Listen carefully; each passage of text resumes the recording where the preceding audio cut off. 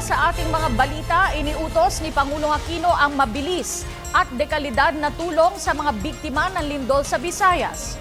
Muli ring tiniyak ng Malacanang na may sapat na pondo ang pamahalaan para tugunan ang pangangailangan ng mga apektado. Nag-uulat si Rocky Ignacio mula sa Malacanang, live.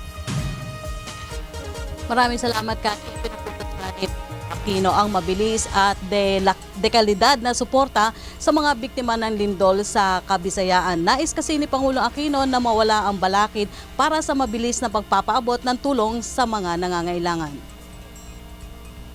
Pinatitiyak ni Pangulong Aquino na huwag magkaroon ng balakid sa mabilis na pagkakaloob at dekalidad na tulong ng gobyerno sa mga apektadong lugar at biktima ng malakas na lindol sa Kabisayaan. Well, sa isa pong malawakang kalamidad na katulad nito, meron talagang challenge dun sa logistics in terms of evening out and hastening the distribution of goods. Kaya nga po sa pagkuha ng update sa mga opisyal, tinatanong maigi ng ating Pangulo yung situation on the ground at gusto niya pong tiyakin na hindi nagkakaroon ng mga mahalagang balakid doon sa efficiency ng distribution. Yan po ang guideline sa ating pong mga official that are on the ground, na yan ang pagtuunan nila ng pansin. Beyond yung numbers po ng kanilang mga nire-report, yung efficiency of distribution at saka yung quality of support na binibigay natin sa mga mamamayan. Sinabi ito ni Presidential Communications Operations Office Secretary Sunny Coloma kaugnay sa report na tila pagkalito sa sistema sa pagitan ni Maribohok, Bohol Mayor Leoncio Evasco Jr. at ng Red Cross. Batid naman ng palasyo ang hangarin ng dalawang panig na huwag magdoble ang tulong sa isang pamilya habang hindi naman nakakatanggap ang iba pang nangangailangan.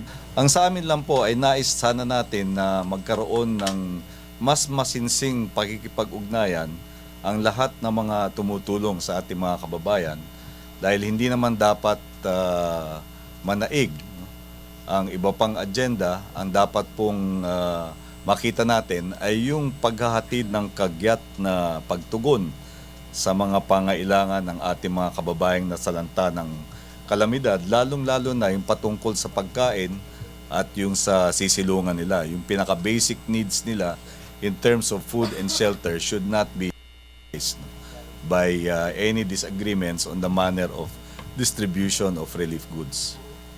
Nauna na ipinahayag ng palasyo na may sapat na pondo ang pamahalaan para sa rehabilitasyon ng mga napinsala ng lindol sa Kabisayaan. Ayon sa kalihim, may pondong maaring gamitin bilang suporta sa calamity at contingency funds na pinahihintulutan ng konstitusyon mula sa savings ng pamahalaan.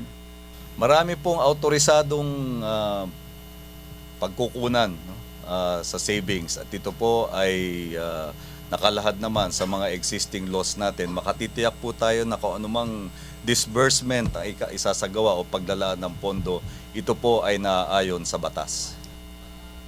Sa kasalukuyan ay nananatiling nakatutok si Pangulong Aquino sa sitwasyon sa Bohol para sa agarang pagpapaabot ng kailangan tulong. At yan po ating pag-uulat mula dito sa Malacanang sa tulong ng RTVM. Ako po si Rocky Ignacio para sa Telebisyon ng Bayan. Maraming salamat kasamang Rocky Ignacio.